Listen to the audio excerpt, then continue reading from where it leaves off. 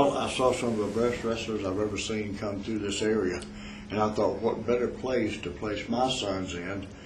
When you wrestle somebody better than you, then you get better. And a lot of times I'd grit my teeth. I'd be watching that match because I knew that they were taking it hard. But when you learn it hard, you don't forget it. Well, sometimes that happens. Anybody with a large family knows that there's always some kind of problem popping up. And so the best way to do it is just settle it. So I settled it, and I settled it in a town called Cordele, Georgia. But I've loved wrestling all my life from the time I was 6 years old and sat on my father's shoulders to watch the original Gorgeous George. I've been hooked on professional wrestling. So I'm going to wrestle till I can or people boo me out of the ring. Right now I love it. I'm having fun.